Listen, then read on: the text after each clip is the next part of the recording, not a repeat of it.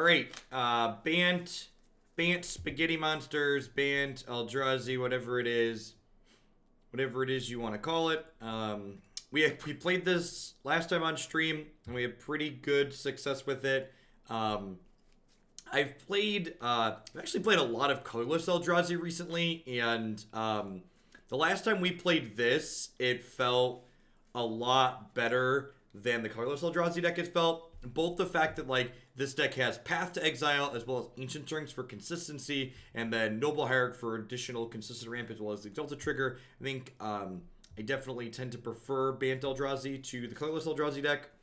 Last time we played this, we had a pretty good run, so let's run it back again today and see how it goes.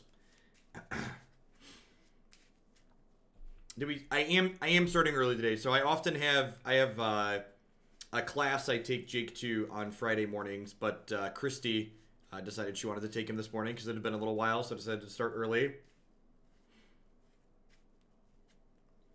Yes, Laz does not trigger into the battlefield effects. That is correct.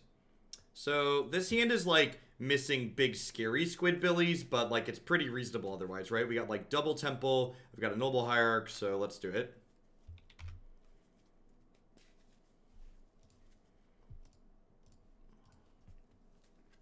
Now the unfortunate part about this keep is that if this Noble Hierarch bites it, we're not going to have a blue source to cast this Eldrazi Skyspawner. Will the stream also end earlier? No, I'm actually just planning to do an extra long stream today. So I've got, I'm actually, the Moto queue's backed up a little bit since I moved to only doing one deck a day. So I am planning to do 2 Moto decks today, and then next week, actually, we're going to do a bunch of, Moto-only days before the new set releases. So today I'm planning to do 2 Magic Online decks to start the day, and then I'm going to do 6 standard decks. It looks like we're playing against Storm here. Go ahead and Path to Exile this Dorko.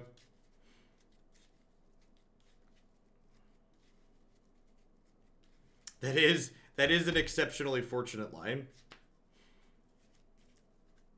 So next week, my schedule is going to kick back up again. I'm planning to do short days, Monday, Tuesday, Wednesday next week, so like 6 to 7 hours. And then I'm planning to do 9 to 10 hour days Thursday, Friday, Saturday next week. Once we get sweet War of the Spark cards. Am I dead? It's going to be untap on 3 with an empty board and kill me.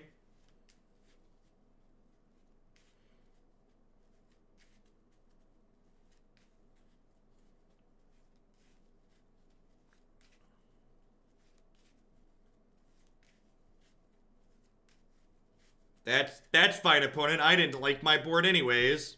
Joke's on you. Yeah, I think so, Burgle. I think I'm supposed to just fire it off right away. It really wouldn't have changed the outcome. They would have just shocked themselves. I think it's pretty marginal either way, so like exposing myself to the chance of a blowout just like isn't really worthwhile. So I can't play and crack the Engineered Explosives this turn. So I think I'm just going to go this on human and pass. This does expose the Engineered Explosives to a remand next turn, but it also doesn't let my opponent know that they're potentially going to lose their creature. It means, like, if they have, like, a Goblin Electromancer, the second they could play that out and I could get both of them. Why isn't this just Ancient Tomb? Right?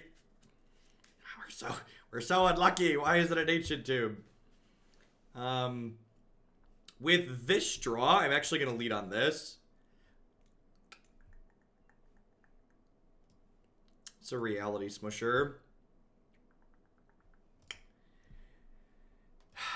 I think because I put this on human, I'm actually going to go ahead and Explosives here rather than Smasher, because I think there's a good chance they gifts and then make me sad.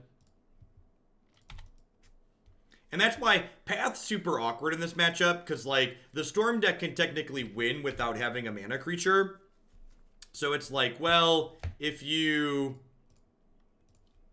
like, Path them, you, like, kind of slow them down, but you're also, like, accelerating them in a different way. So it's, like, 6 in one hand, half dozen in the other. Brian, I'm almost to my year. Can't wait to get my sword. Thanks for all of the great streams, the wonderful Magic content. Thanks for the support, Brian. Thanks for shipping your Beza bucks back this way again. I appreciate it. It's looking like they have literal nothing. Literal nothing is looking likely. They are dead on board, so one more big daddy brick for me, please. I feel for the Storm player. I feel like they're our brethren after we played Storm yesterday. Am I dead? Deck Uno, thank you for the 5-month resub. I appreciate that. Welcome back. Thanks for keeping me around. Are you dead, Jet?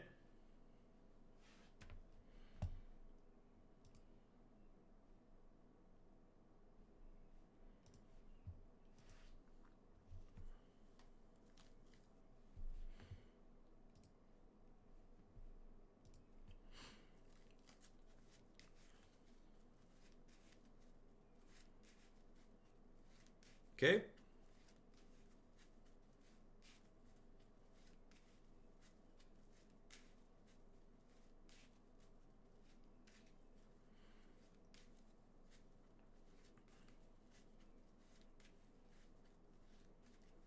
Well, without a creature in play, I definitely just ditch both of the pieces of mana.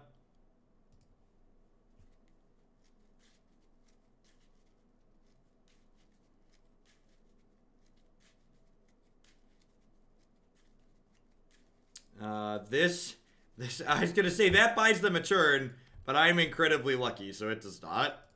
Magic's a tough game when you draw what you want, chat. Magic's a tough game. Boop, boop.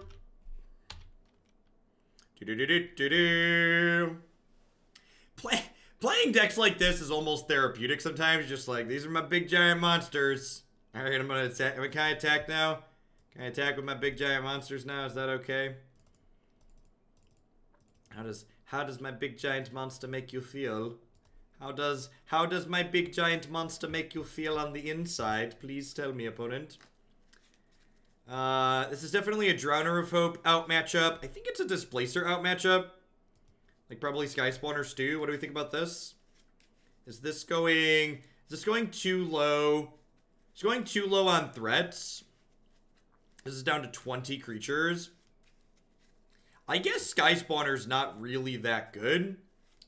Is keeping Skyspawner better than keeping Drowner is like another bomb? 6 mana is a lot in this matchup, though. Maybe Displacer is better because it synergizes with Thought-Knot Seer. And it doesn't die to Grape Shot. Like, they Grape Shotted my board a couple of times there. It was kind of annoying. Is this your preferred Stompy deck in Modern, or do you like the green flavor more? This is probably my preferred one. Knights for Chalice. I'd be kind of surprised if they're playing Chalice. The Chalice build we played yesterday notably had fetch lands in it. I think my opponent also cast Opt that game, which likely signifies they're not. And like, even if they Chalice us, like Chalice on one isn't like lights out, game over. Like, I've got Engineered Explosive and I've got a bunch of cards that cost more mana than that. I don't think Chalice is stock enough that you board for it.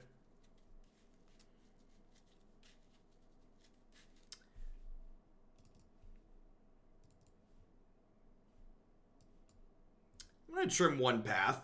Flooding on interaction is not something I want to do in this matchup. I want to make sure I have enough ways to kill them. And the Grafdigger's Cage is very good.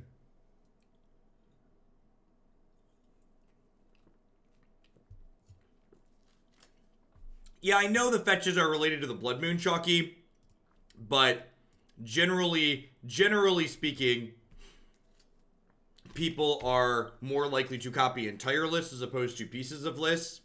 So the fact that they're not doing one thing, to me, likely implies that they're less likely to be doing another as well. I'm going to play Eldrazi Temple on one here, rather than the Yavimaya Coast. Obviously, I could hold up Soft Stub if I play the Yav Coast, but playing the Eldrazi Temple means if I draw a second Temple, I can play Thought-Knot, or if I draw a White Source, I can play Displacer.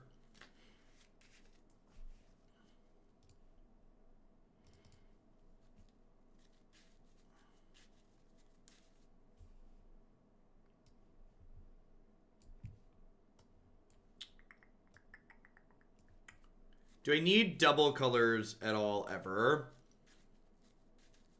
Does my health total really matter? I think I just want to get the Hallowed Fountain here.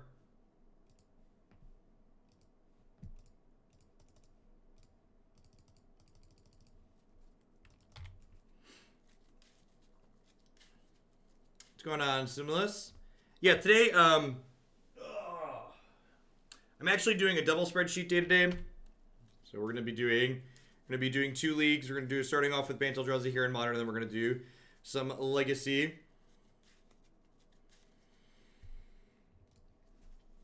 My 12-month notification just randomly came through. I've loved watching you for the past year and seeing the stream grow. Thanks, Malt. I appreciate you keeping me around. So, what do I want to do here? They didn't do anything. So, like, what are the odds they have a remand here? Like 1,000%? It feels like they like 1,000% have remand. So I don't think I want to jam Thought-Knot Seer. I think I want to just hold Spell Queller up. Is that crazy? I think I want to just hold Spell Queller up.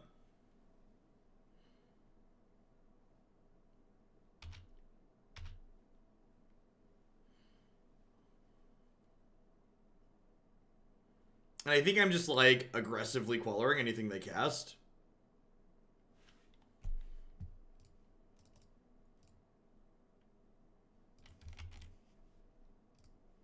Do I just let this happen? I could Queller Gifts.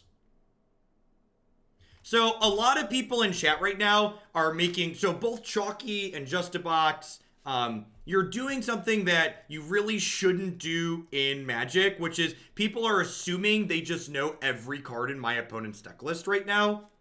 And like, what I'm doing isn't to say I know with certainty what my opponent's doing. In Magic, there's a ton of variation. And remember, a lot of the data that we have surrounding Magic is very biased. And the sample sizes tend to be absurdly small. So, like, making plays, acting like you have certainty with what your opponent is playing is a mistake in my experience a lot of the time.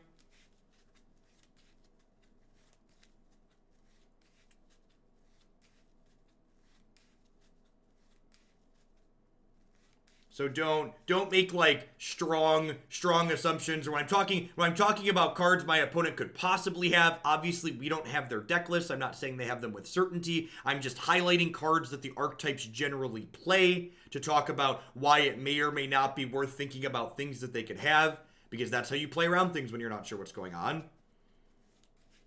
All right, so now since they tapped out, I'm going to go ahead and jam this Thought-Knot Seer with Stub backup, and then we should be pretty good to go here with the Displacer in play. They have a Repeal, and they have a redundant Electromancer. I think I just take the Repeal because it draws them a card. I don't think I really care about a 2-2. And I'm on a pretty quick clock here.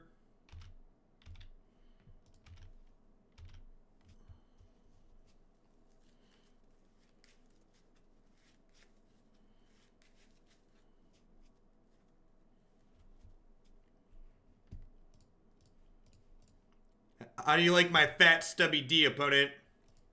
Get out of here. Get out of here.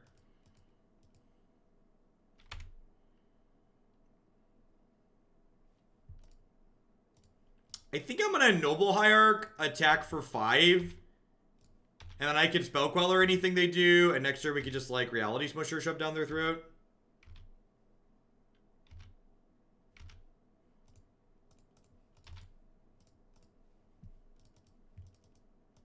You're talking about Chalices, Chalky.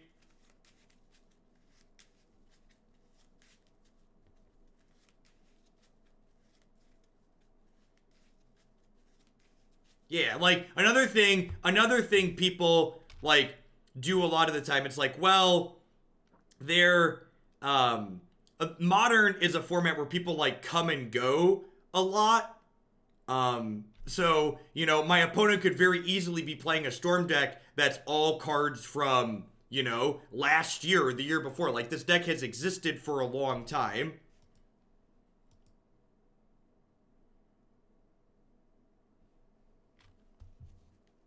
I think I have to Spell Queller this. This could go bad for me. Like, if they drew a removal spell or a bounce spell here, this ends real poorly, but I think I'm just supposed to do this.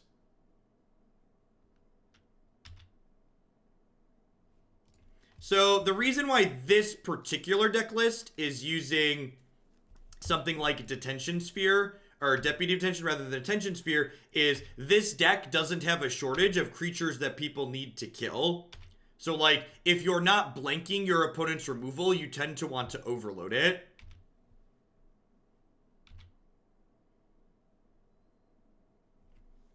Is Displace both blockers lethal? I don't know their last card, so I don't think there's a reason to be that aggressive.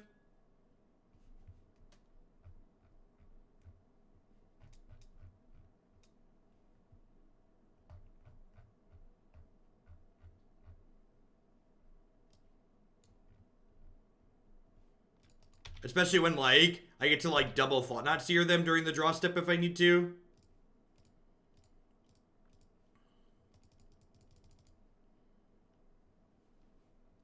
So I want them to draw a card. Nope, I stacked that wrong. Yikes. So, all right, we're gonna do this. We're gonna do this again. I need that one. Sorry, it's been a while. It's early. So you want to stack it so you want to put the look at their hand on the stack first. So that way you end with the converted mana cost of a card is always the number printed in the corner unless there is an X in the casting cost. If there is not an X in the casting cost, if there is not an X in the casting cost, the converted mana cost is always the number in the corner of the card. So this is the correct way to do it. You want them to draw a card before you look at their hand.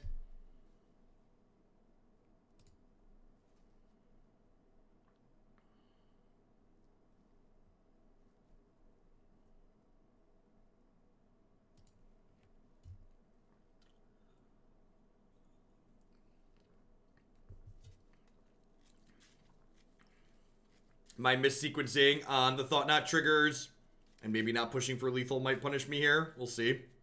It's all about Thought-Knot trigger on the stack, so like they only get the worst card out of 4 with Gifts Ungiven here.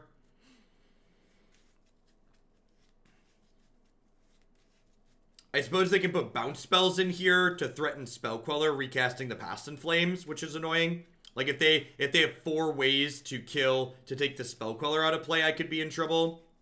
4 instant speedways.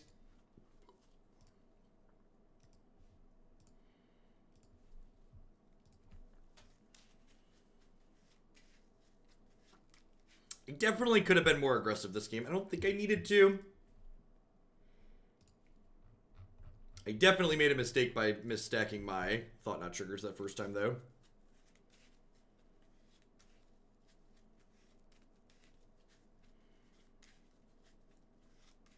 Are you dead yet?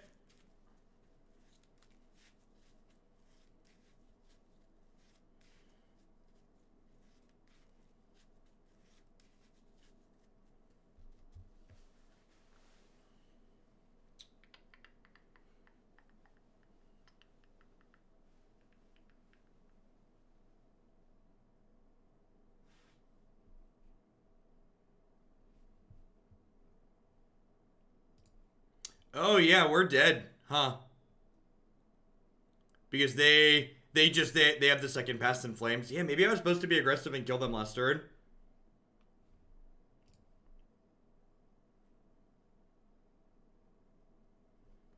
Wessels, thanks for the 12.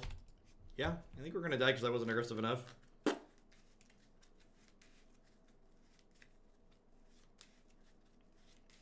They might not have a deterministic kill depending on what they draw, so. Oh no, they have another Past in Flames under my Spell Queller, right? Because they get to flashback Echoing Truth. Yeah, we're deterministically dead. Yeah, I was not aggressive enough when we died.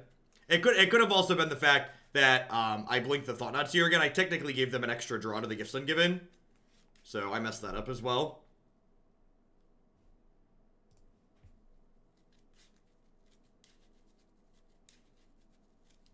I disagree with that, Punishing Waterfalls.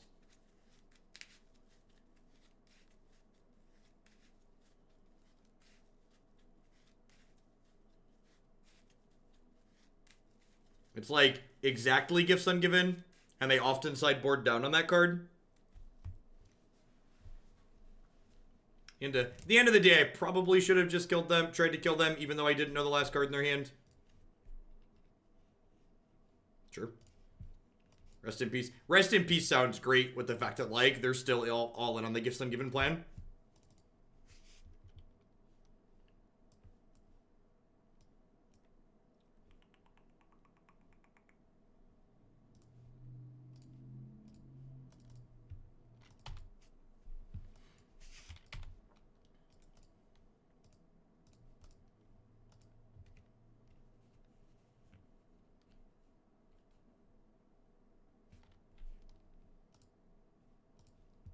Yeah, Elves and Scales would be the two modern decks I'd pick between.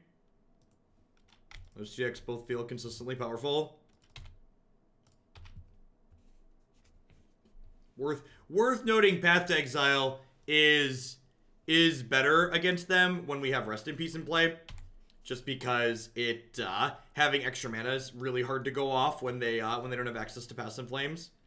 It is worth noting that the hand that we currently have doesn't have a lot of pressure in it, right? So, like, we have all these disruptive elements. We're hoping to, like, find Eldrazi off the top of our deck.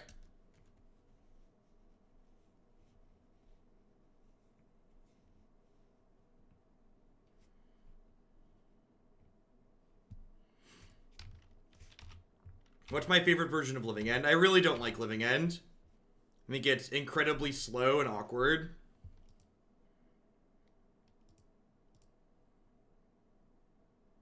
See, that's probably not a fair assessment. My personal bias against Living End is because I don't think the gameplay patterns it generates are particularly interesting, and I think it has incredibly swingy matchups in Modern, just like a lot of decks. And I don't think the games it generates are interesting enough to balance out the fact that the games are so swingy.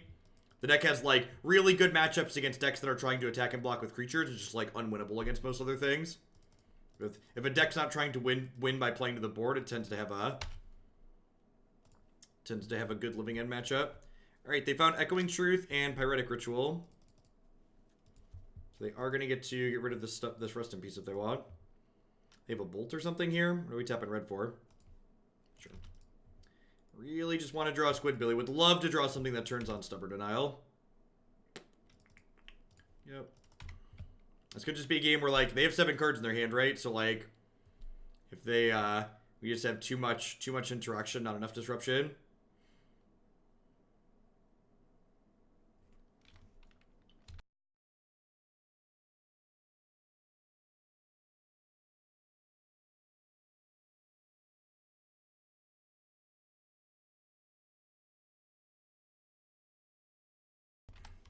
Yep, that's a bro.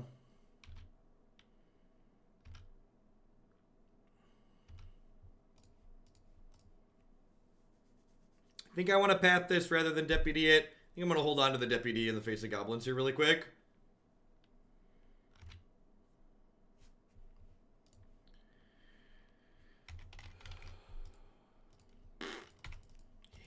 Yeah, feels bad, man. This is, like, always happens when I punt a game. You, like, punt a game and then, like, you have another game where just, like, none of your decisions matter and you just lose because you're unlucky. Shouldn't have punted the first one. Opponent took Desperate. Opponent took the 2 cantrips. Sure.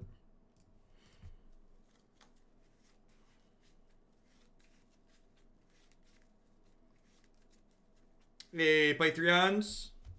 Thanks for the 21 months. Welcome back. I appreciate you keeping me around. Alright, I mean, it doesn't enable Stubborn Denial, but at least it attacks and blocks.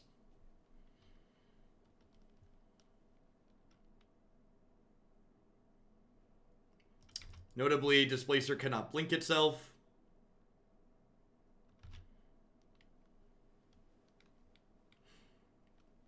We're through a quarter of our deck without an Ancient Stirrings, an Eldrazi Smasher, or a Reality Smasher, or a Thought-Knot Seer. Hopefully they're just going to make a bunch of Goblins here. And then I get to Deputy them. Hopefully we're not about to get, like, triple Grape Shotted. I don't think they have enough mana for that. I guess they could have, like, Ritual, double Grape Shot. Deal. Rewarded Rewarded for being conservative with the Storko.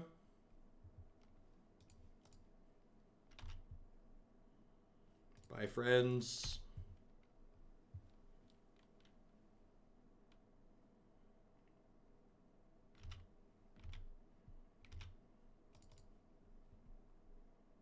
Grab another blue source here.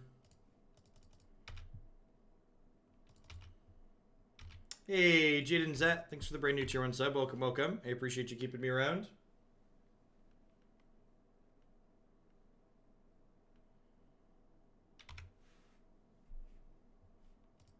Beep, beep. All right. That puts us solidly ahead because we have Stubborn Denial in our hand. Let's tap optimally here. So path plus stub, but now we have a quick clock, so hopefully we can run this down.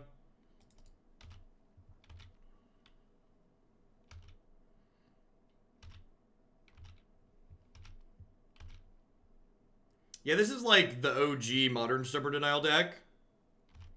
Getting close to we have Ulawag mana, right? 2, 4, 5, 6, 7, 8, 9. This is Ulawag mana. Got it.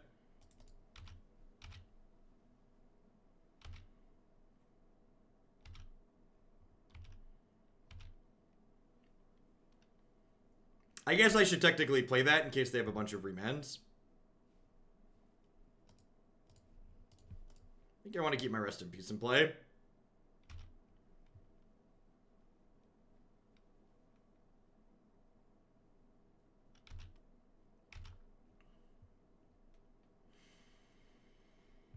Is this the part where I die? Feels like the part where I die.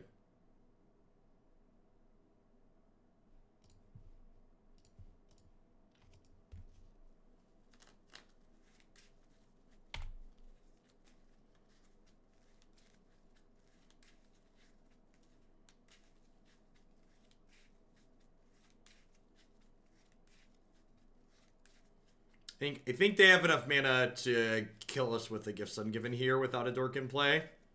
We'll see. Gifts Ungiven cost them 4, which puts them to 3 floating. Oh, do they not have it? Maybe they're just like making goblins? No, they discarded a Past in Flames. Oh, do they not have anything here? Are they flashing back Past in Flames to flame slash my... Oh, they can't flame slash him. Oh, they have to draw a card, right? They get to Manamorphose here. I guess they might draw into a Grape Shot, huh? They're just getting their storm count up.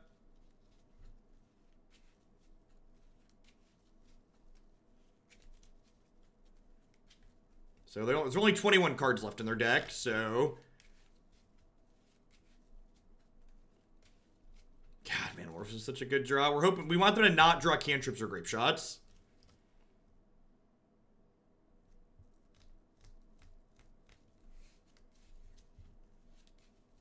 We want them to just, like, flame slash the Reality Smasher and pass is what we want to happen here. Jerry Freeman, thank you for the 16 months. I appreciate that. Welcome, welcome, welcome back.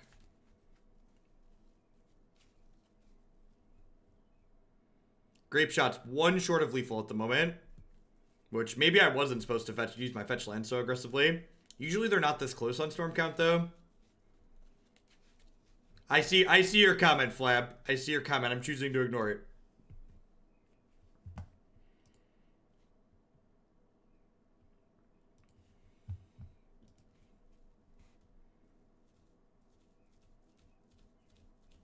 Dead to Grape Shot. Dead to Grape Shot. Dead to Grape Shot.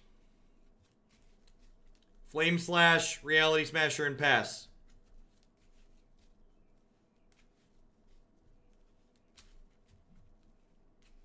To set a bar that's low, I think this is the best Eldrazi deck. I don't think the other Eldrazi decks are very good. All right, thank goodness this is a no justice stream, and my opponent died after I punted game 2. God, it was a long match.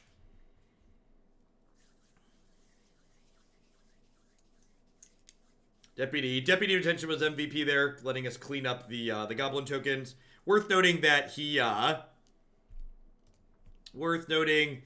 would have been fine as engineered explosives too, though. He did get in some attacks afterwards, though. Helped us close a little bit sooner. Have swift justice to dispense.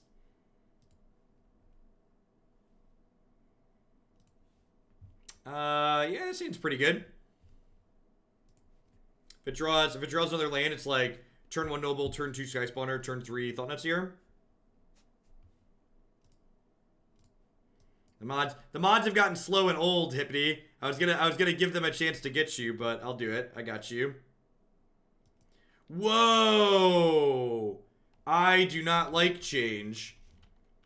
3 messages were deleted by a moderator. Does it not show message deleted in chat anymore? Can I not? Am I not able to see? I don't like that at all. You can customize the mod display now. Where do I do that? Settings in your wheelbox.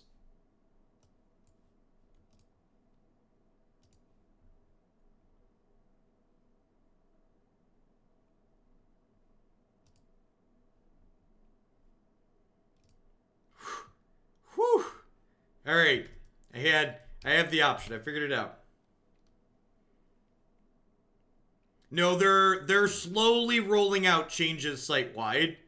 So I promise you mine, if you still see the old way, I promise you it's going to change eventually.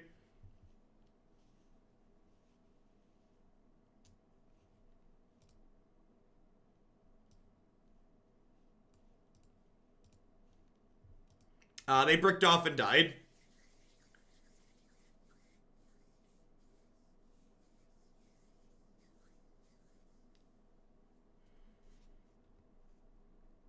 I was actually doing work for the first time this week and missed Hippity's message. Alright, whew. I was able to change my settings back to the classic mode. So this is good.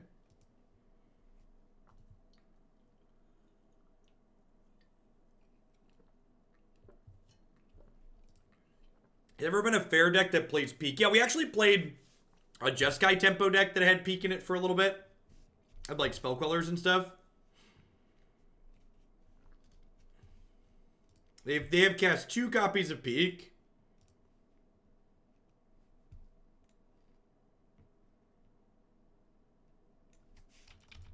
What? Okay. Okay, that makes sense. Got it.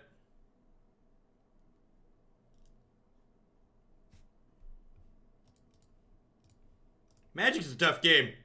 Magic's a tough game.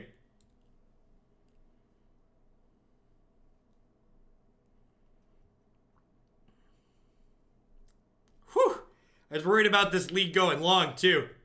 Glad that shouldn't be a concern.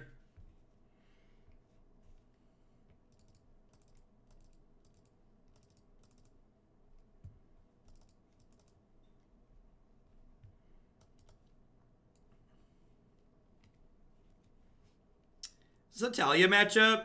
They're like Jeskai stuff. They're probably like a control deck, right? Talia's probably good. Jarner of Hope's probably slow. They don't really have a board we need to control with it. Cage stops their experiment. Knight destroys their thing. Stub seems fine. I did just rip the path off the top.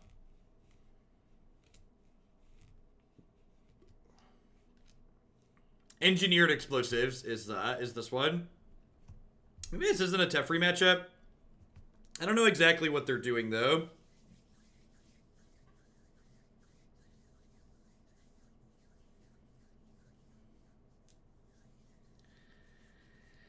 Maybe it's Teferi and not Thalia.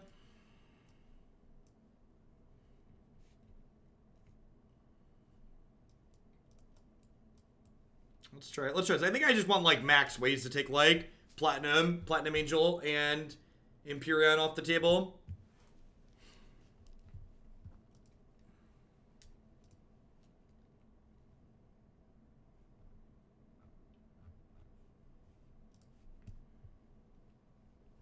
It's fine. Not amazing, but fine.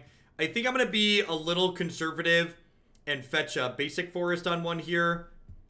Am I? I don't know. Like, how badly do I want to play around? How badly do I want to play around a Blood Moon?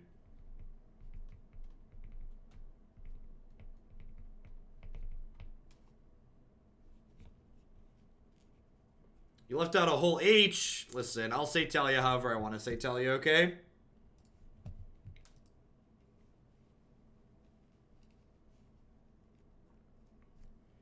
The upside to fetching Breeding Pool here is if they bolt Noble Hierarch, I can still play Skyspawner on 2. Although... Okay, now that I drew Displacer, I'm going to fetch a Temple Garden here, because I definitely want to be able to cast Path after they kill my Noble Hierarch. And like, I have Cavern of Souls to make blue for Skyspawner down the line, so if they kill this, I can go Temple Displacer.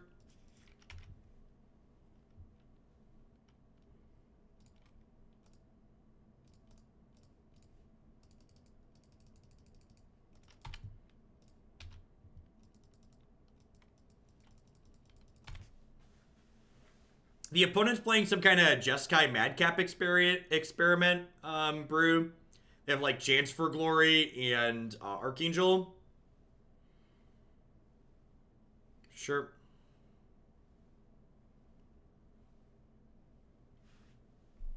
That's not the Reality Smasher I wanted for Christmas. They could have Empyrean, but I think they're less likely to have that card. I'm not going to attack this for 1, because by leaving this up, I have 1, 2, 3 mana, which lets me blink something with Displacer. Hey, what's going on, Antioch? Hope you're having a good Friday. There's a good chance I'm still on after you get done with work, depending on how long you're going to be at work for. I'm planning to do a long stream today. We're going to do 7 or 8 decks.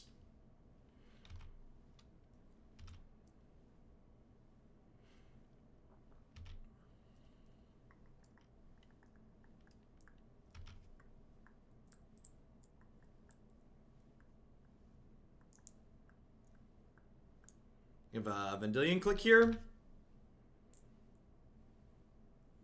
Howdy, Nat.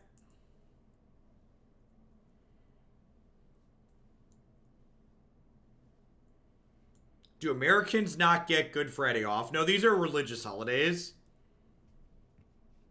Most people, if people are taking time off, usually they're taking vacation time.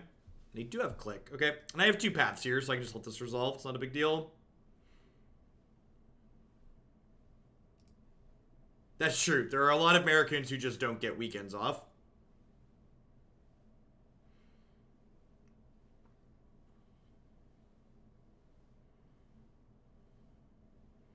They took my second Displacer. That's interesting. All right, well, I'm going to start on Ancient Stirring since they gave me Demonic Tutor. That was not a very good Demonic Tutor. I guess this does mean I technically don't have another path up if I want to use this, but I think it's right to use it.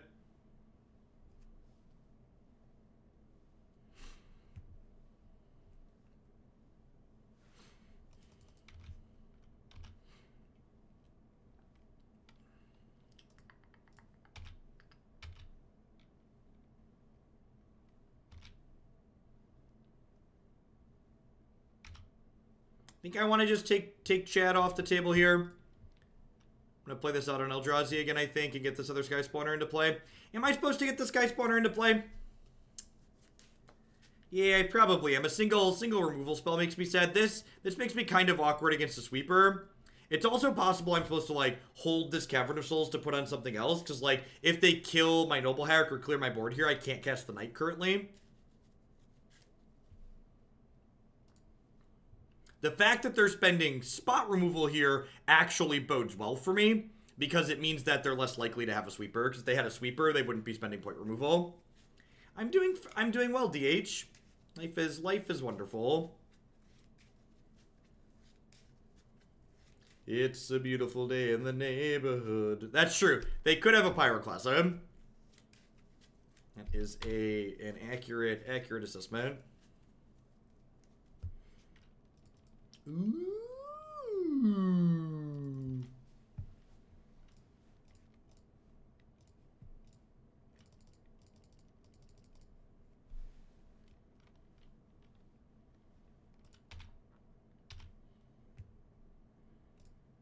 So I get to throw 3 at Lad Chad and then 1 at their face. If they try and block with the Celestial Colonnade, we just Displacer to take it out of the way.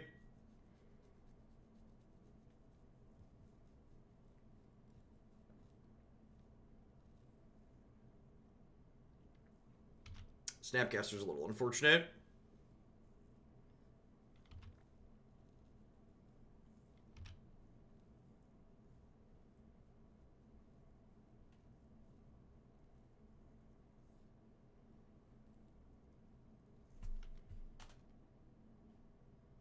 Oh, they're not saving Gideon? I guess are they gonna path my Skyspawner? Oh, they just let Gideon die. Weird.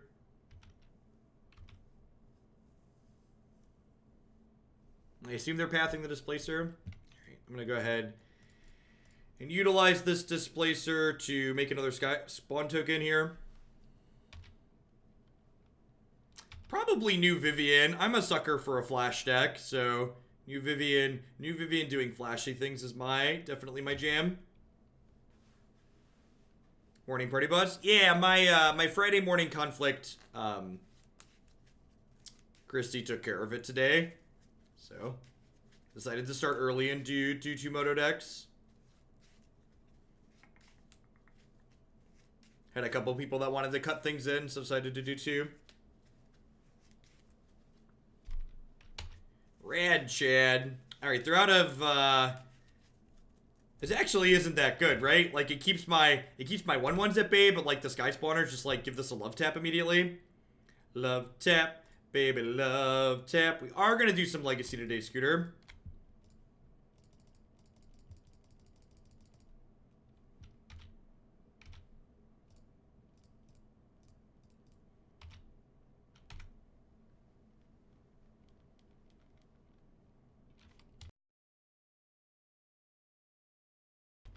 I don't know if they have like Supreme Verdict that they're drawing to, they could be okay. If they don't have a sweeper that they're drawing to, we're definitely a pretty solid lock here.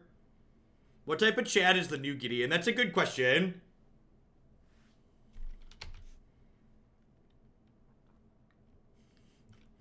These planeswalkers are just like, hey, look, a distraction.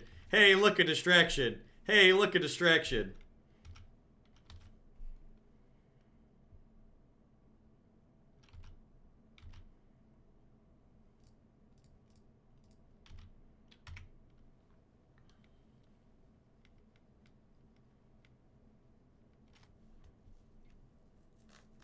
All questions for build around, please submit them through the form tiger. Helps me stay organized. Helps me not agree to things that I don't actually want to do by mistake by saying yes or no in the moment.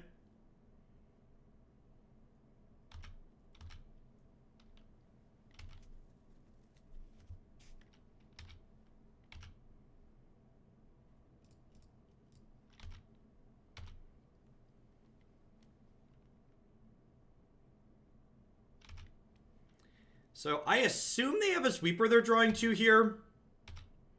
They're just going to activate Lighthouse to try and hit it.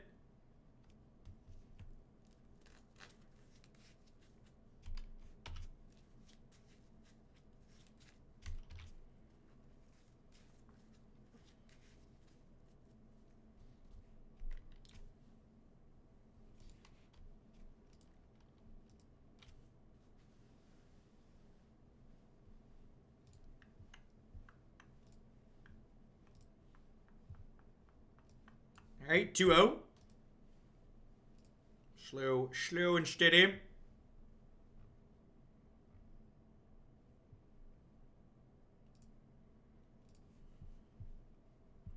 Do I analyze spoilers? I wrote a little bit about cards that I like here, but I'm of the opinion that people that do spoiler, like, I know, and maybe I should cave and just, like, embrace the clickbait, because people love watching people give arbitrary numbers to Magic cards they've never played with in a format that they know nothing about. But I really think that's a huge waste of time. I'd much rather, like, spend my time, like, putting together deck ideas that I want to work on playing with, rather than, like, trying to make random guesses about a really complicated problem that I haven't had a chance to actually work with yet. A parody set review could be fun. That could be fantastic. That could be funny. Do like pick a small number of cards and do a parody review making fun of the clickbait other people make. It's funny. I've often wondered like maybe my YouTube channel would do better if I like put terrible deck names inside of things instead of just like being descriptive. Hey G-Goat, thanks for the 18 months. Welcome, welcome, welcome back.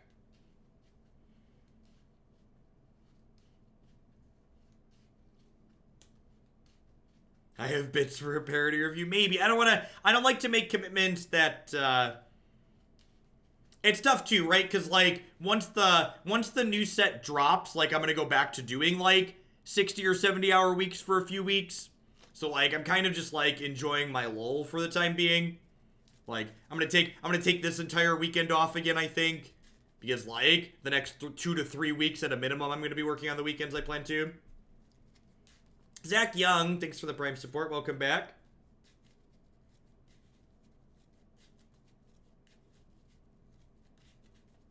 Don't watch this pile of garbage is guaranteed to be a hit on YouTube. Yeah, basically.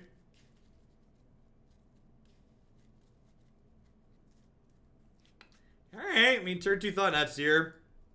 The rest of the hand's like a little mediocre, but we're not here to mulligan turn 2 Thought-Knot Seer.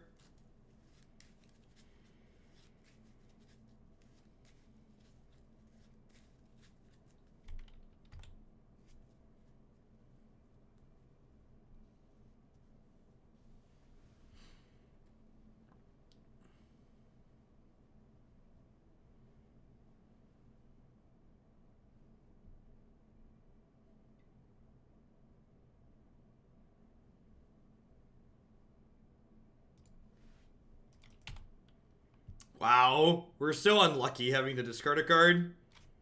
Just the gosh darned unlucky is.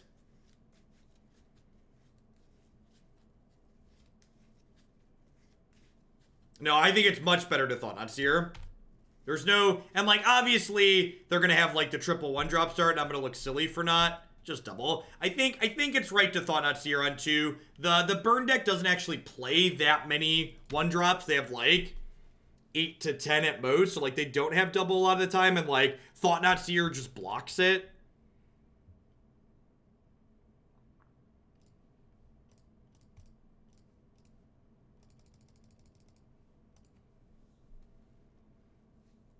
Get to take their Searing Blaze here. An Eidolon I don't care about, and a Lightning Bolt. Alright, I'll take the Bolt.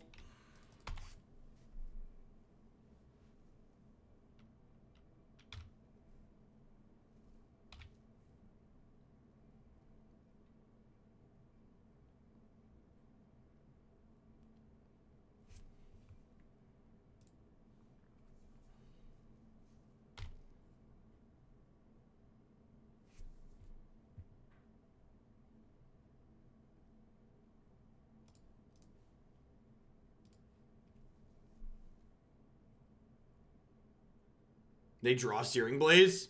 Of course they drew the best card possible. Oh, life sucks and then you die. Andrew Benson, thanks for the 4 months. I appreciate that. Welcome back. Thanks for keeping me here.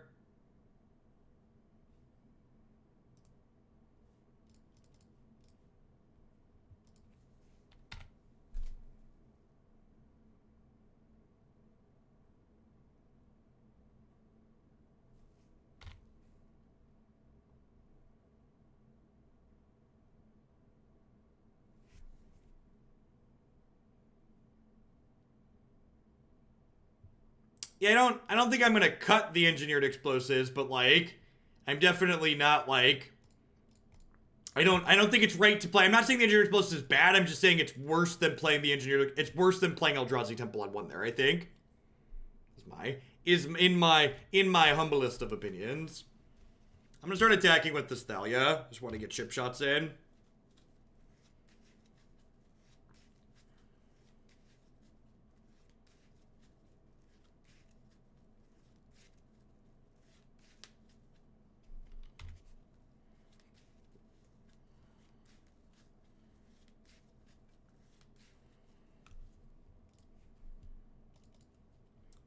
This lets Boros Charm kill me, but I think I'm supposed to let that happen. I just need to end the game here ASAP.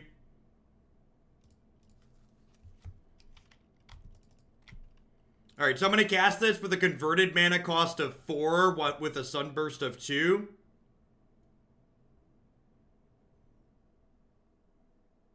How is X currently 3? Oh, there's a Thalia in play. I know how my cards work.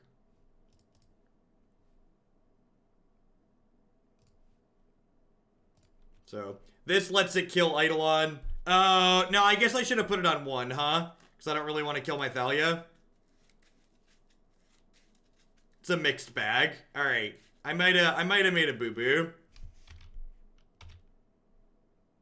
I should have attacked first. I probably should have put it on 1. That's fine. I don't know how magic works. Wow, they just took that. Deal.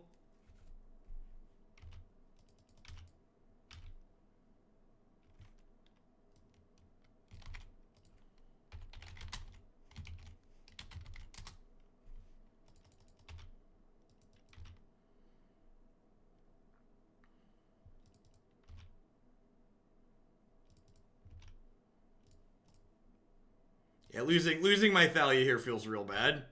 Definitely shouldn't have done that.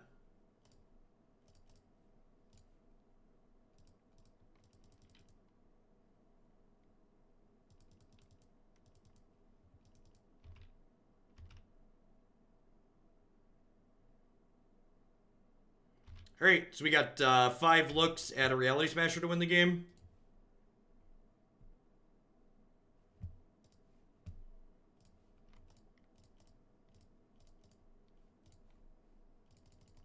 Yeah, boy! Demonic Tutor's a hell of a drug. That's all I'm saying. That's all I'm saying. Demonic Tutor's great.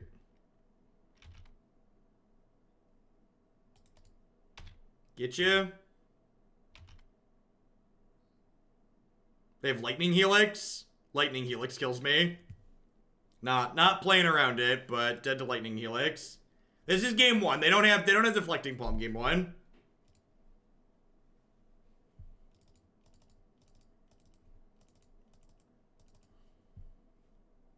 So I know Drowner was kind of bae there, but I think it actually comes out in this matchup. Yeah, I mean the burn deck drew 5 lands, right? So we won the game.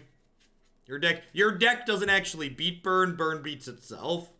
This is how this ends up working.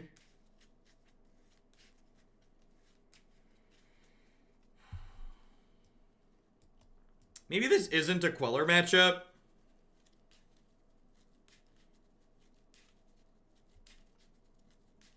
I don't know that I believe these engineered explosives are supposed to stay in here.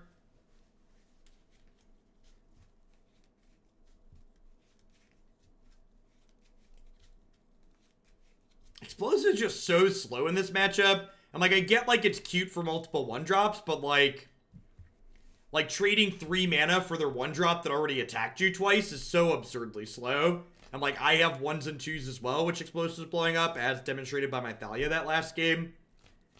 I think Explosives is my worst card here, and I need to cut 4 cards still. I think it's this, and Queller's not quite good enough. Although I could see Queller being better than Displacer. Although Displacer's like a virtual 2-drop, which is nice. Like a 3/3 on turn 2 is okay. I think these are better than Queller because they cast off of Temple.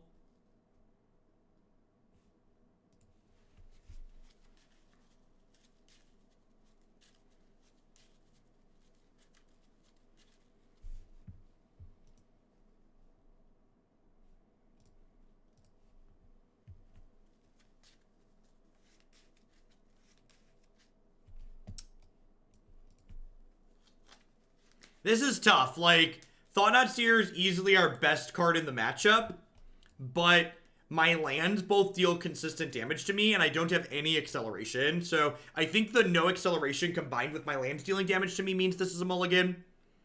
I think if I either had lands that weren't going to hurt me every turn, or if I had like an Eldrazi Temple, I would keep this. But I think missing both those things, I should play Catch and Release.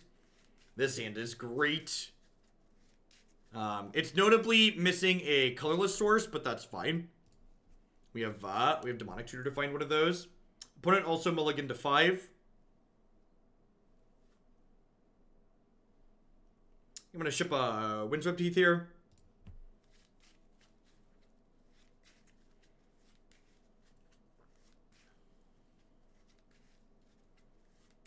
Temple off the top would be the Stone Cold Nuts. So we're definitely gonna go Forest, Noble Hierarch, and then turn 2 will be Ancient Stirrings, Thalia. The Ancient Stirring should find us the colorless land, which is nice. Goblin Guide could find us the colorless land because he's my boy. Another Thought-Knot Seer, deal. Hopefully our opponent is not a stoner and they don't suggest blazing it. Don't kill my dork, please.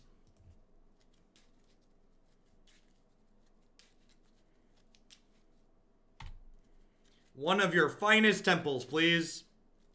Heyo! So like scale of 1 to dead, where's the Noble Hierarch? What do we think? Scale of 1 to dead. How's this Noble Hierarch feeling? Very dead. Got it. Woo, doggy! Here come the 4/4s. Here come the 4/4s. Unfortunately, my opponent mulliganed, so they're like out of cards here, but just a bunch of 4/4s are going to be good here.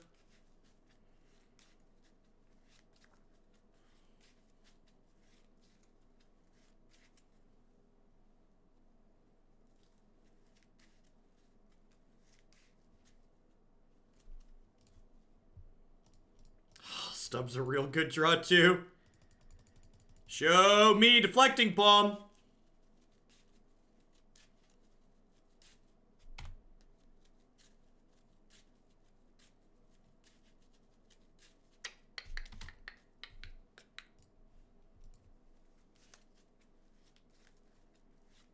Oh, you know what? I cut explosives. They're an ensnaring bridge deck post-board some of the time. That's probably a reason to leave explosives in my deck. Alright, did your path. It's a good draw. And this is like path's really good for them because it basically doesn't cost them a card because my Thought-Knot Seer didn't take a card from them. So my Thought-Knot Seer just drew them a card. Here's to hoping... Here's to hoping my opponent drew a spell that costs white mana. Yeah, like I have Knight of Autumn, but having more ways to kill the bridge is valuable.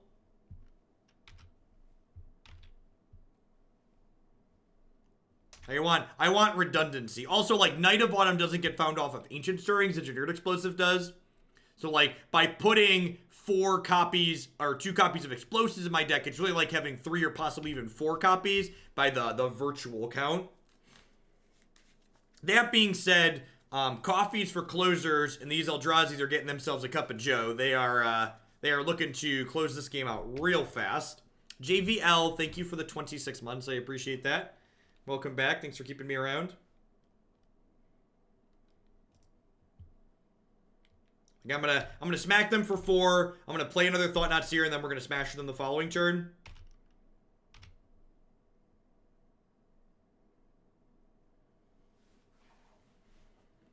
What year is it? Frenzied Mage, thanks for the 16 months. Welcome back. Thanks for keeping me around. Alright.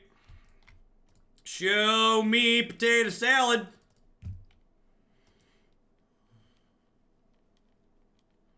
I guess I technically should have done this pre-combat because they could have had Deflecting Palm. So that was a mistake on my part. Should have done it pre-combat because they could have drawn Deflecting Palm.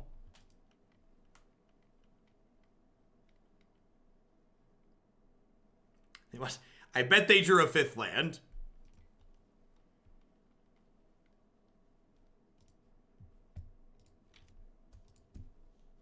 Alright, 3-0. I think I might throw this deck up on my website. The last time we played this, we had a really good run too. Feels reasonably consistent. I feel like this is an archetype people are interested in. I don't have any Eldrazi decks up there because I'm not a huge fan of the colorless Eldrazi deck. I might have to have my art guy make some assets up for me.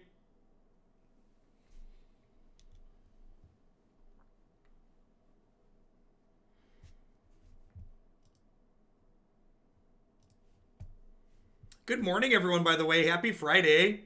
Thanks for hanging out. Can you explain the role of Thalia in this deck? The Thalia is simply a disruptive creature that slows down other decks that have spells in them.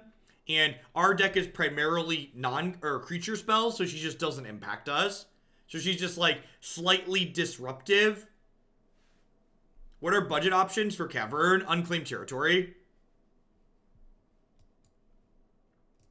His hand's got a lot of lands in it, but like this is a good 5, so let's keep it.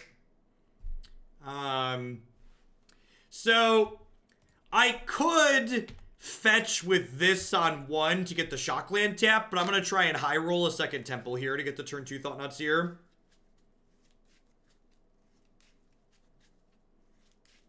Rude.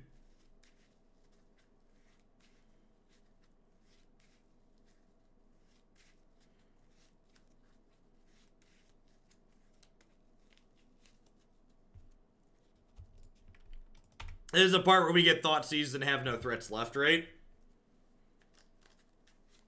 This is good. We got a couple of Teferis in the sideboard. We'll get to see how those do in a matchup like this.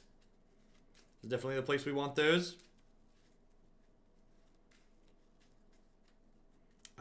They're actually good in this matchup right here, Jake.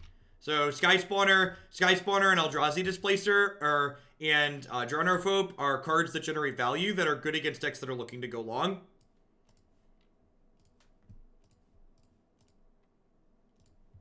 Skyspawner is also just like another 2-drop. It's a card that we can play on the second turn of the game frequently with Eldrazi Temple and our Accelerants.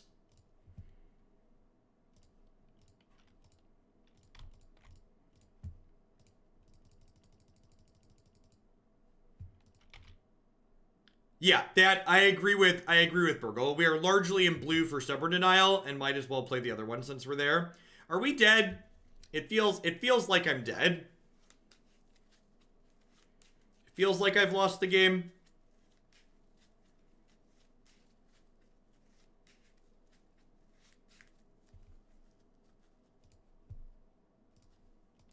I think I have to take the thing that kills Thought-Knot. Maybe if I hit, like, running Thought-Knot Seer, but the problem is, like, the Tireless Tracker is about to punch the clock and go to work, and then, like, it's just impossible to race the Kalitas.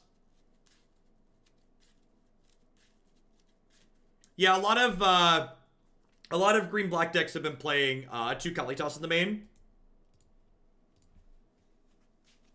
Well, they get to crack the clue here, so, like, they get to Fatal Push the Thought-Knot Seer next turn, guaranteed. Let's head to the post-board game here for the sake of time. We're not going to die for a few more turns here, but this game is over.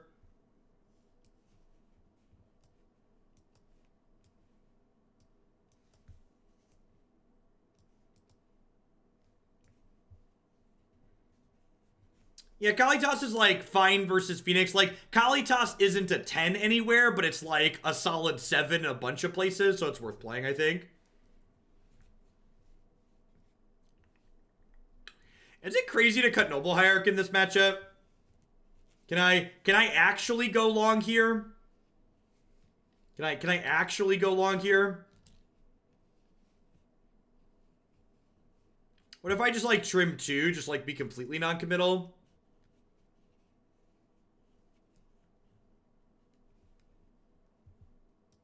I could see Spell Queller being okay too.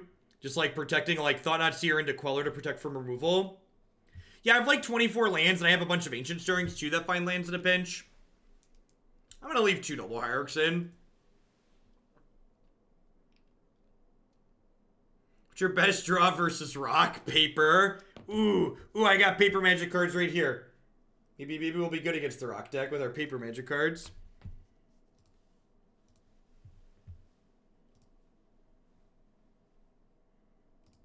As an honest answer, your best draws against Rock are having your good cards on top of your deck. Playing Magic against the green-black Rock deck is an incredibly dissatisfying experience, in my opinion. They basically take all of the decisions your deck could possibly make in a game, and they just strip them away from you, and you're just hoping to get lucky and rip things off the top of your deck. because they're going to take any plan you could sculpt with your opening hand, they just take away from you by punching you in the face with discard spells.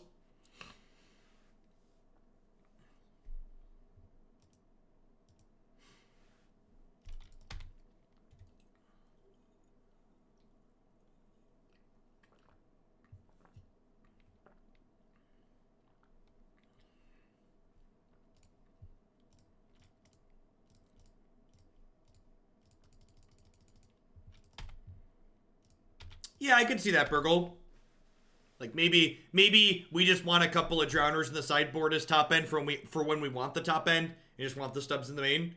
I could see that not being unreasonable.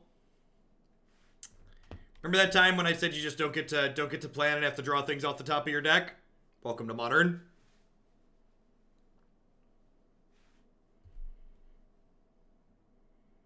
Is black-green better than Jund? Better is super subjective. I think there are certain things black-green does better than Jund, yes. The biggest answer, in my opinion, the answer to that question lies in the fact that the power level upgrades you get from playing Jund are not proportionately offset by the amount of inconsistency you have added to your deck by playing another color, is what it comes down to.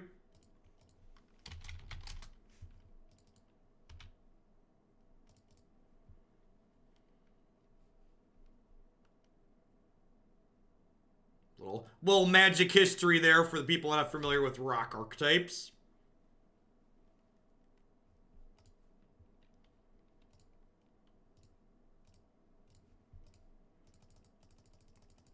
Double Displacer is very good here. It means they have a hard time killing my stuff because they can displace each other.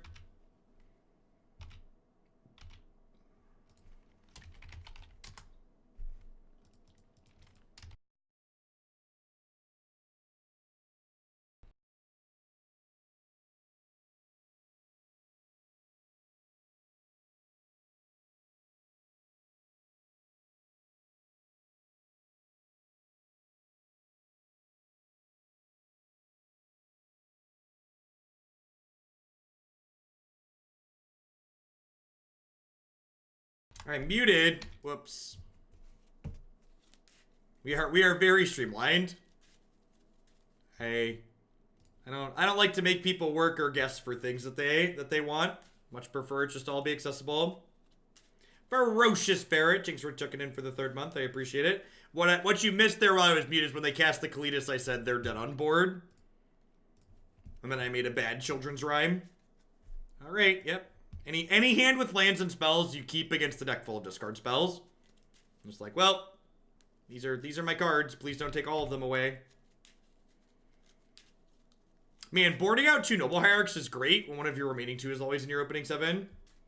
Where can I find the blue-black Trixilus? Into the deck Cube Party Bus Driver. It's a Legacy deck, so the Legacy decks are down towards the bottom.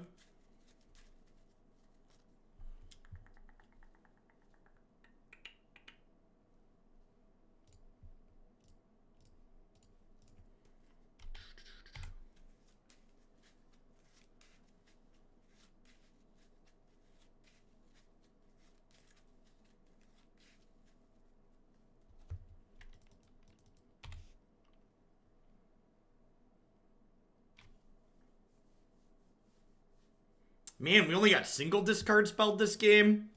Such a treat.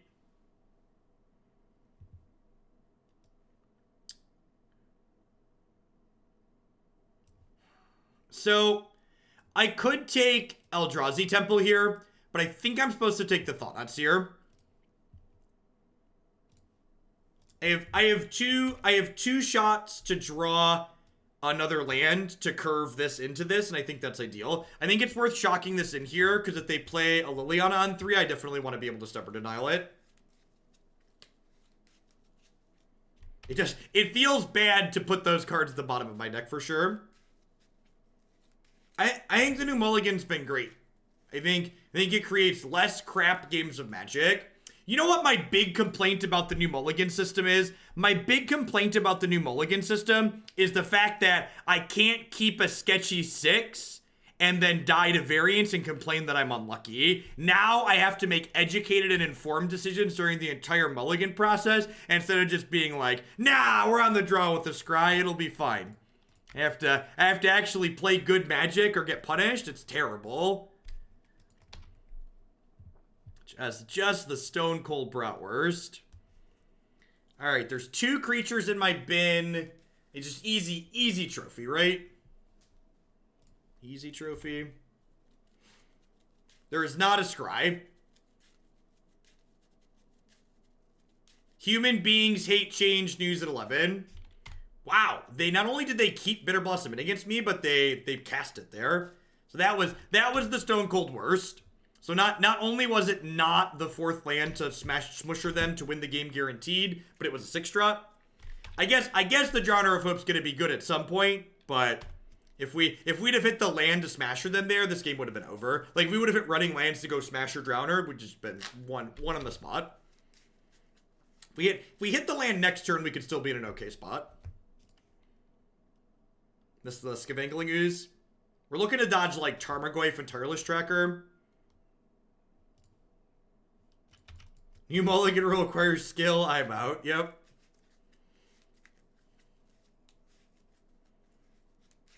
Ugh.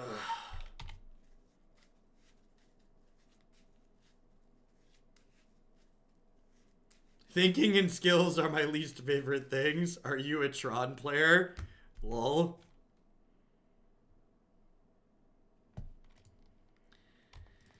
Oh, that's a turn behind. Maybe the power of these Drowners. Maybe we might get to see the power of Drowner of Hope from here on out.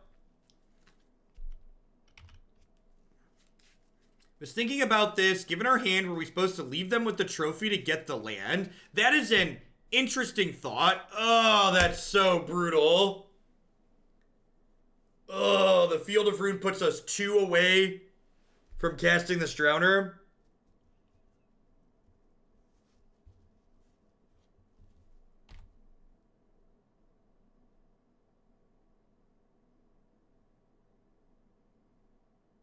Come on, just pass. Pass and give me the land. Pass and give me the land. Come on. Come on. Come on. Come on.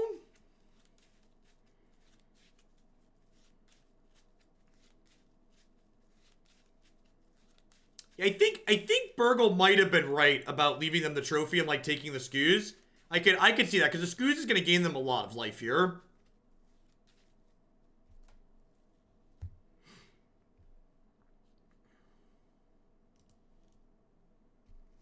I mean, land still lets us Teferi.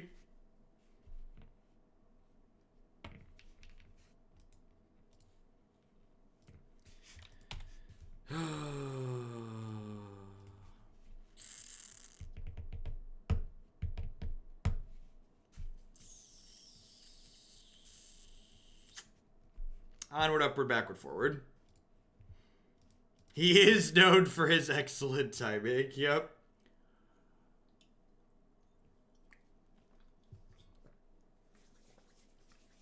Yeah, I think the question about what that Thought-Knot Seer ultimately took is a good one. I think taking the Scoos and then letting them trophy us so we could ramp up is good. Did I have Drowner of Hope at the time I was making that decision? I don't remember if I had Drowner of Hope when I was making that decision.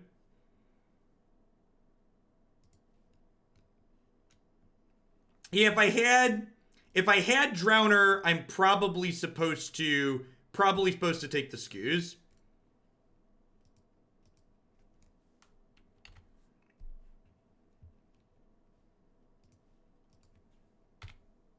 Again, playing Temple on 1 so I can high roll into another Temple and play the turn 2 Thought-Knot. We are not talking politics on stream anymore. If you would like to talk politics with the community, there is the Political Dark Place in the Subs Discord channel. We've been chatting about reports and all sorts of other things there.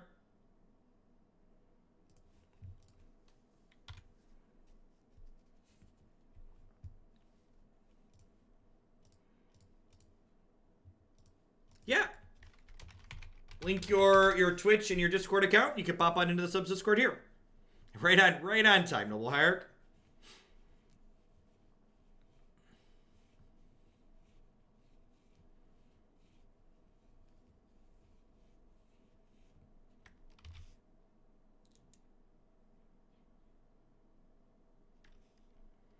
I'm sort of fundamentally uninterested in having a political discussion with your Twitch subs if I can't time them out. To be fair, we're mostly timing out non-subs during the political discussions.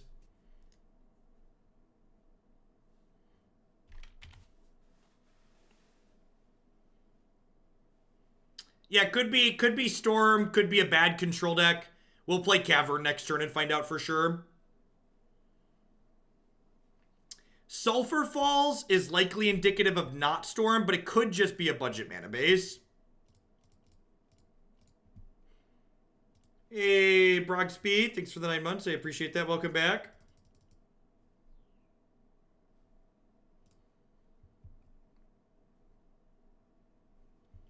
Just a bad control deck. Got it.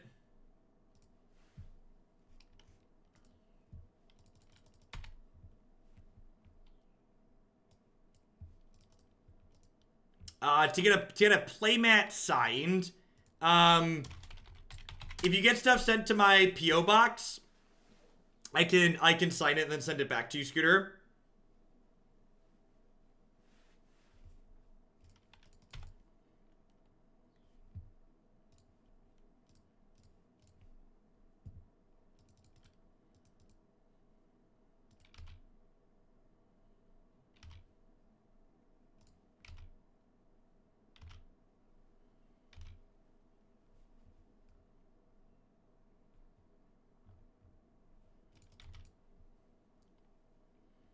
Ewok Slayer, thanks for the 10 months. I appreciate that. Welcome, welcome, welcome back.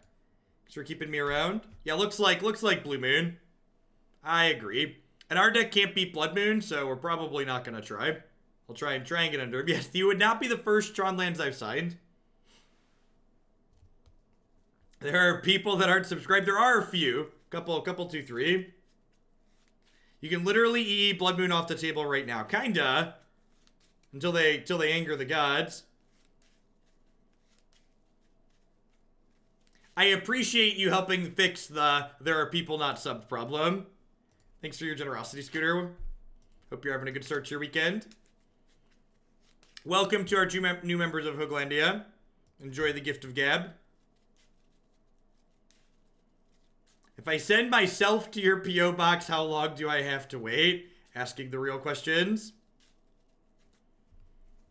Alright, 1 Thought-Knot Seer, please. Well, I mean... Alright.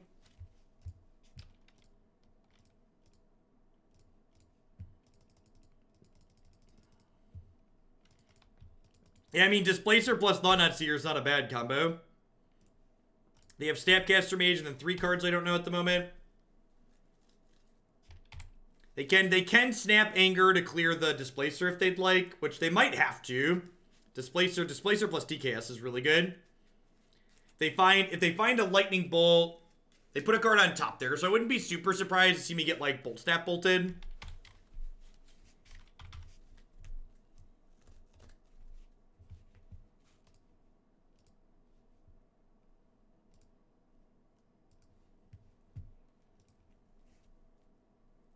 Control players always top Serum Visions.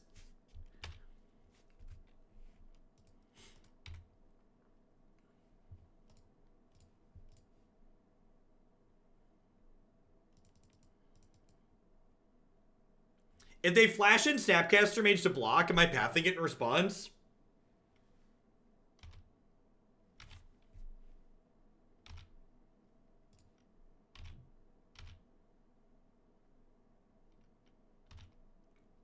They had a main deck Jace, so I think main deck Jace tends to imply full control, but they definitely could have a combo kill in their deck somewhere still. This is definitely a matchup where Stubborn Denial is great. You are not wrong.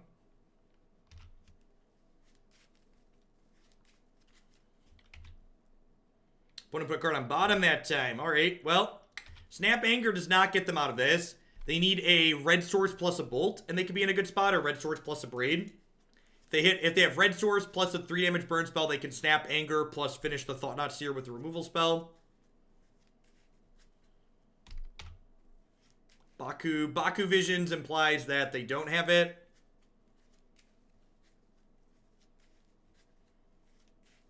On bottom top, the question is, did they draw a good one? Lighthouse is indicative of combo most times. That's true. Yeah, if you're more in on the Blood Moon plan, you're less likely to have Desolate Lighthouse, right?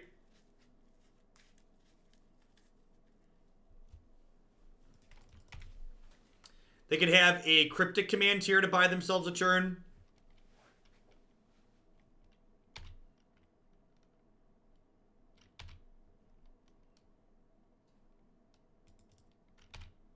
Hopefully they're on the Snapcaster block plan and then this Path to Exile kills them.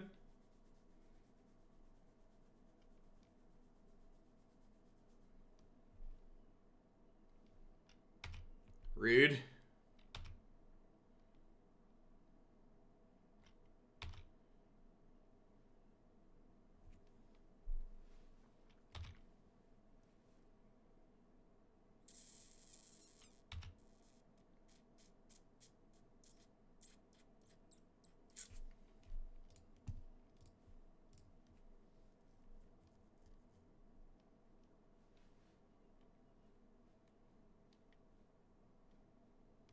I'm pathing this because I want them to have to spend the bolt on my Thought-Knot Seer and not my Eldrazi Skyspawner.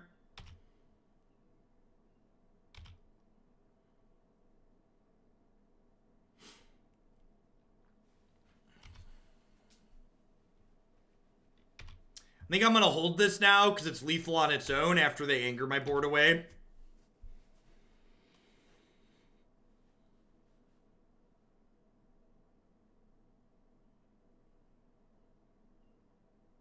Oh my god, am I going to lose the game because I didn't put a 7th permanent into play?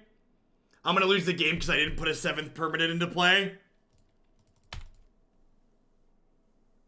Oh, Modern.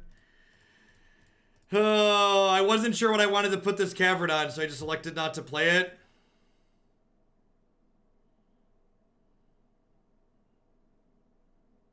Yeah, that's why I didn't concede, because I get to do this into this, but if I would have just done either of these last turn, I'd have gotten to attack for lethal here. They get like a draw step and a Desolate Lighthouse activation. Yeah, they drew it. So if I'd have just put a 7th permanent into play, we'd have likely won this game.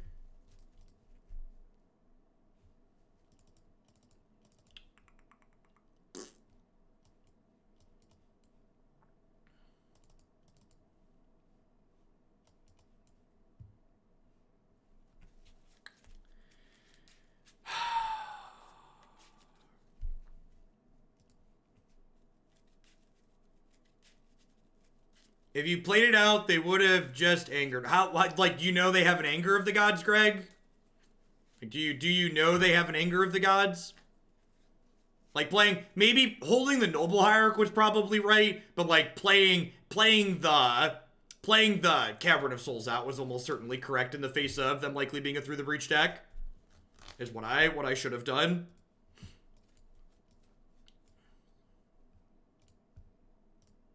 Why did I leave my Path to Exiles in my deck?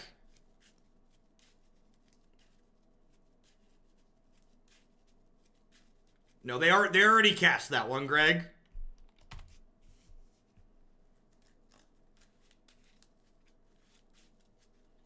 Yeah, these paths shouldn't be in my deck right now.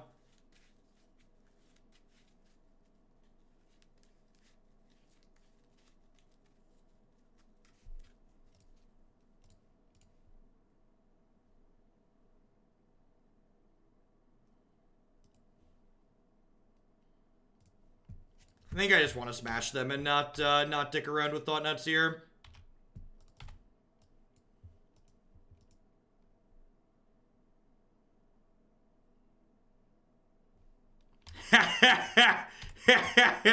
Yeah, good job. Good job killing my accelerant. Ancient Tomb, attack for 5. Nice blue-red deck. Nice blue-red deck. Let's go. Let's go! Alrighty.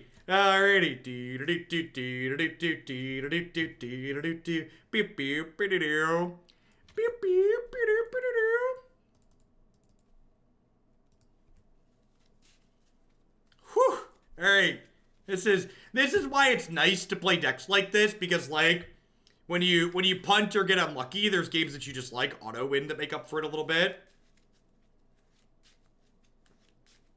This hand's unfortunately not good enough. It's kind of soft to Blood Moon. It doesn't have any acceleration in it. Is it? Are the soft stubs enough to keep this hand? Are the soft stubs enough to keep this hand? I don't think they are. Yeah.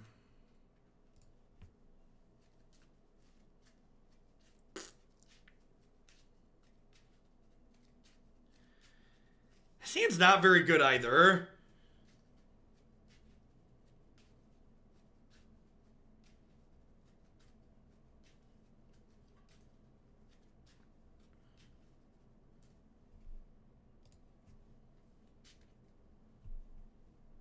Alright.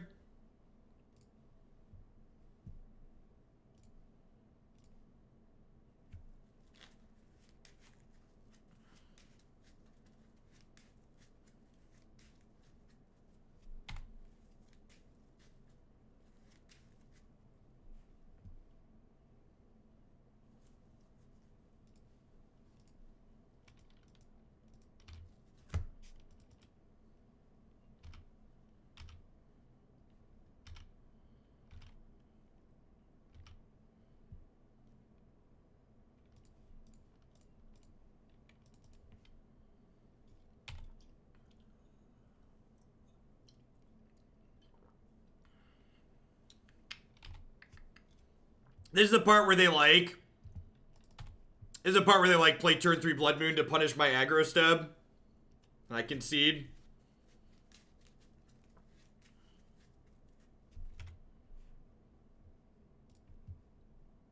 It was aggressive, Burgle. It felt aggressive because that's what it was.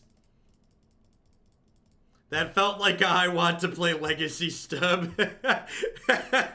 I mean, like, this Mold 5 turned out to be the nuts, right? Just like, turn 3 Thought-Knot, turn 4 Smasher off of Cavern. Let's do it.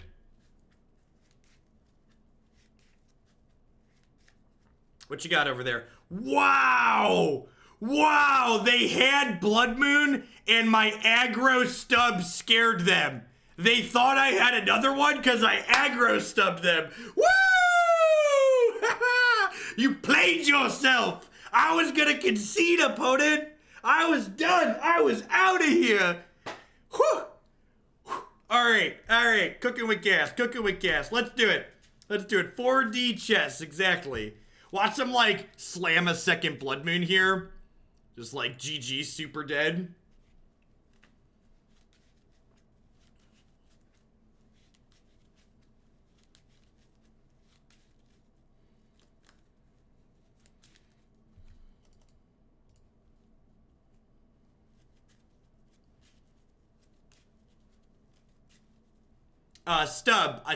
Stubborn denial. Stub refers to stubborn denial.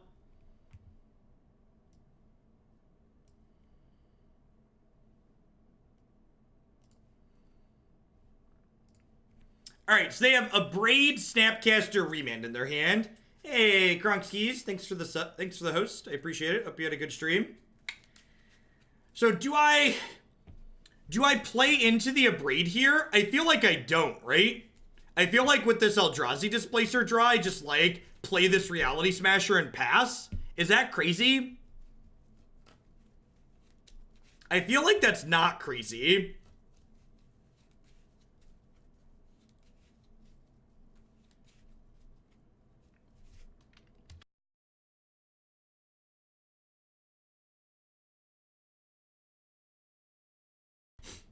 Well, so if I play Smasher and attack with it, chat, they're gonna block and Abrade. So I kill their Snapcaster, they Abrade, they discard their Remand. I don't think that's a good swing for me. Because, like, they have this other Snapcaster Mage in their hand, so they're gonna get to kill my Displacer regardless. It's not really a 3-for-1, because the Remand's not a card.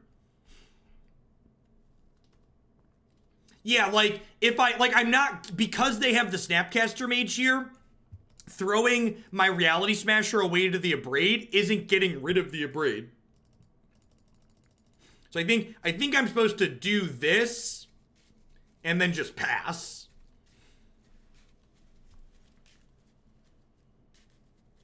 If they didn't have the Snapcaster Mage here, I think I'd attack with the Smasher because I'd be using up their only removal spell. But because that removal spell is a second use out of their graveyard anyways, I think this is fine. And they can't cycle the Remand here, because if they cycle the Remand, they then can't Abrade me in combat, and that goes poorly for them.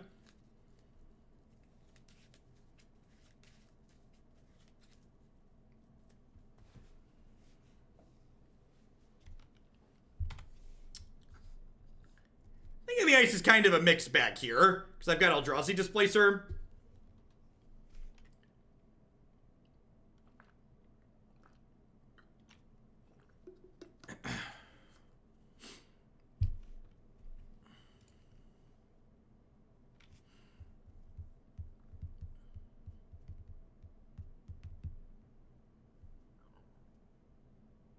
So their hand is Abrade, Snap, Remand at the moment.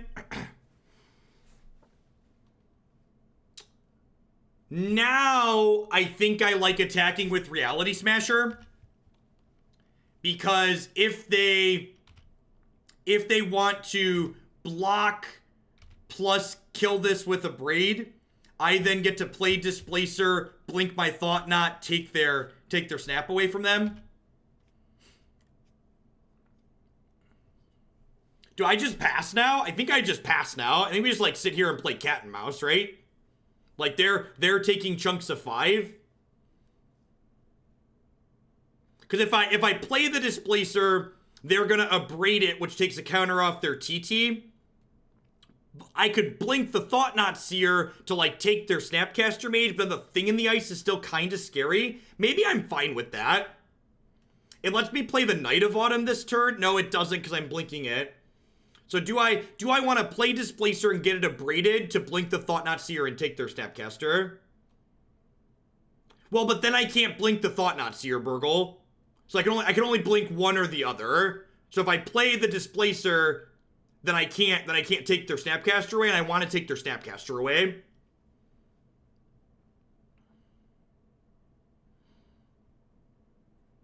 It might be right to just say go here, because I don't have any good plays. I think I just say go. Jamming Knight is super wrong because they have a Remand in their hand that I know about. Well, no, this is on Eldrazi. So if I cast this, the Displacer guaranteed resolves.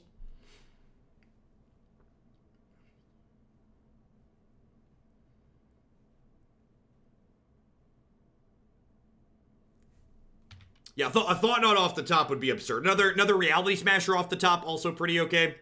So the 6th land is meaningful here, because the 6th land lets them Abrade plus Snap Abrade. Cavern of Souls isn't a terrible pickup, because it lets me play the Knight through the Abrade, which is nice.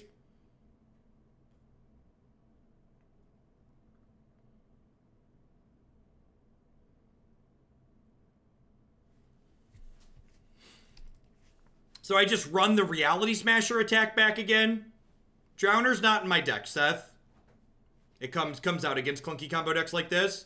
No, I punted against I threw the last match away. I don't remember what we were playing against.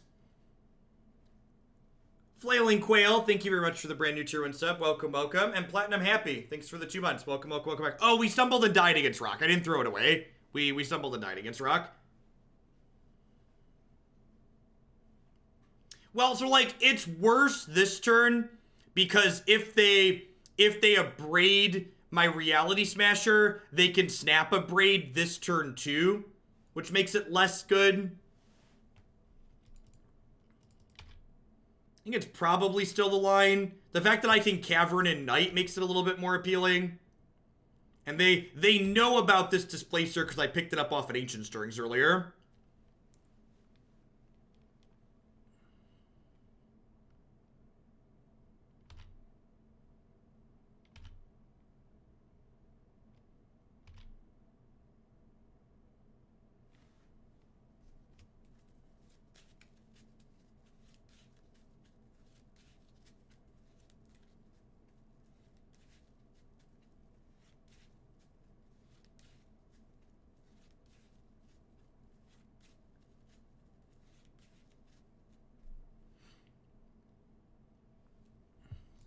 I think I just play this on Knight.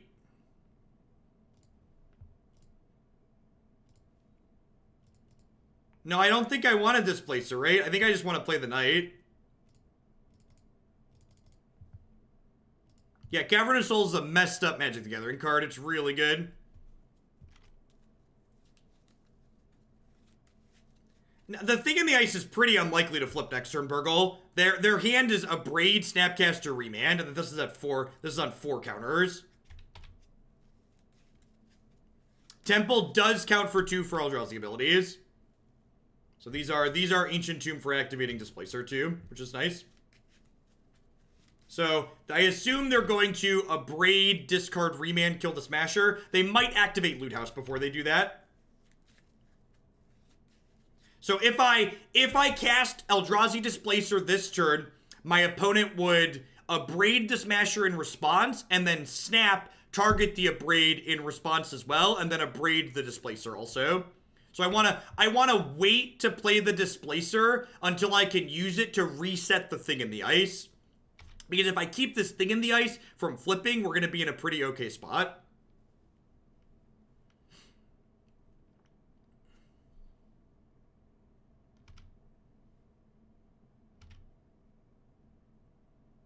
Oh. Well, this is incredibly aggressive.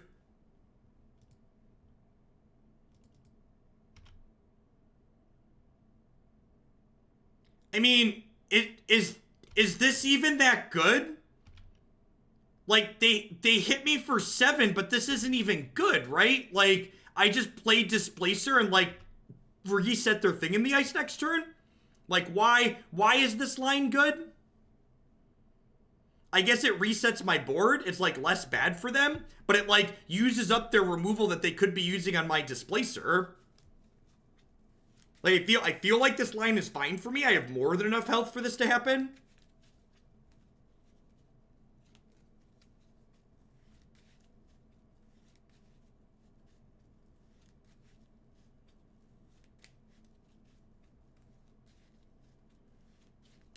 They could just be buying time till they breach me. That's true.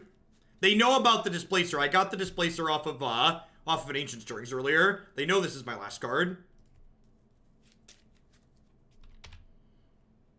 So they're gonna snap Serum Visions here. I guess they still have a way to kill my Displacer because the snap goes back to their hand. So I have 4, 5, 6, 7, 8. I don't know. I might even just recast the Thought-Knot Seer next turn and take their Snapcaster away.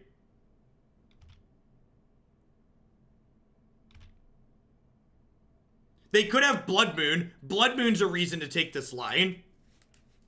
Blood Moon's a good reason to take this line. Like, they have Blood Moon, this line is excellent. Because they, like, reset my board.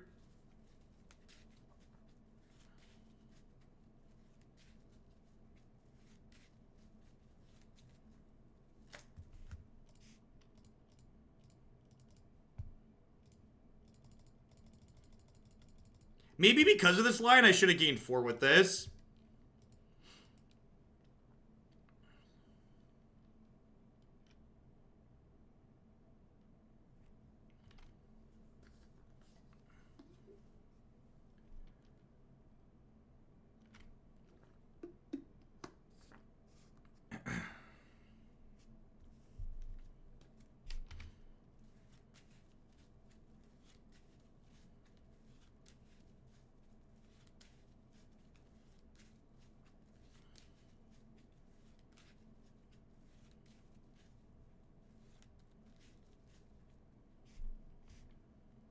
Are we Cryptic bouncing? Sure.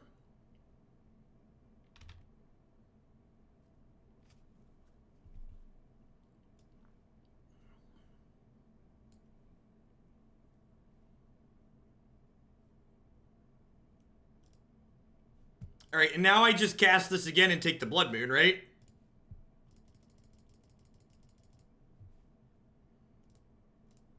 This leaves me dead to Bolt and Snap. So Snapcaster Mage and second Bolts kill me here.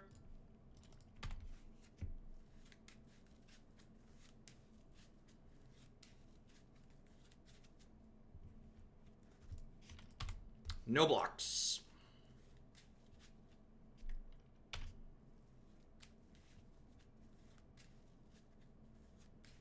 Well, no, I just take their cryptic command, Chalky. This is 5, 6, 7, 8, 9. So that's perfect, right? Because I can Knight of Autumn, Displacer, and activate Displacer. Yeah, it's been a solid match for sure. For sure.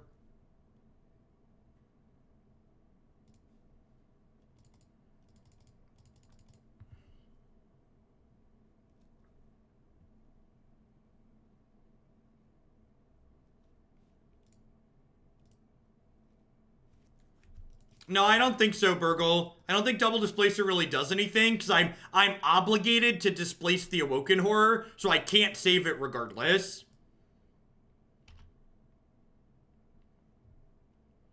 And playing the Knight of Autumn gets me out of second Bolt or Snapcaster Mage range. Yeah, the no Loot House looking for another Bolt is strange. I agree.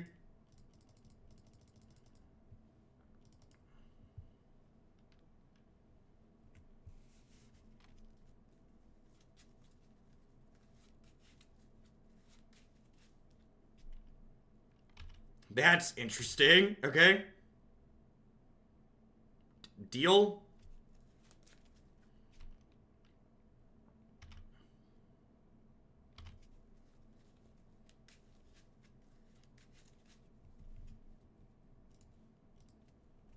See if we get punished for them for messing up game 1. We definitely could have won game 1 of this match. This is game 3 now.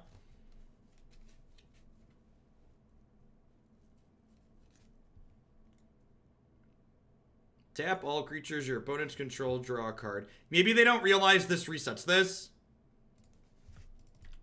Maybe they don't realize this resets this. Maybe they might not be familiar with this interaction here.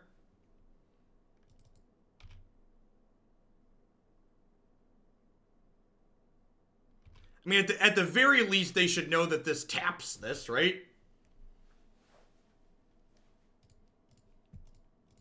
Yeah, watch us get Nimble Obstructionist.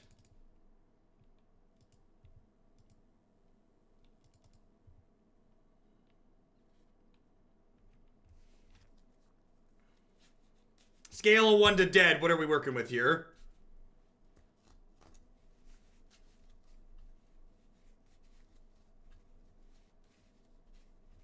The read the card pause. Yep, that definitely felt like a read the card pause. I wonder if they thought Displacer was only my creatures. That could be it. That felt like the lines they were taking there felt like they thought Displacer was only my creatures. Is quite possibly what it was. Yeah, we hit the 4-1. We 5-0'd. We 5-0'd last time we played this. I'm gonna have my art guy do up a banner for this one. I think I'm gonna go ahead and put this. Yeah, Eldrazi Displacer. I think I'm gonna add this one to my website. It felt very reasonable. This is definitely my favorite Eldrazi deck in the format. I wouldn't hate the idea of getting some Stubborn Denials into the main deck, but I think reasonably the only thing I could cut is like Drowner of Hope, and I'm not sure if I like cutting threats. I don't know, just like being linear and aggressive game 1 seems like a good plan. We have like Thought-Knot, Thalia, and Path as disruption game 1, as well as Engineered Explosives. I think it's probably fine.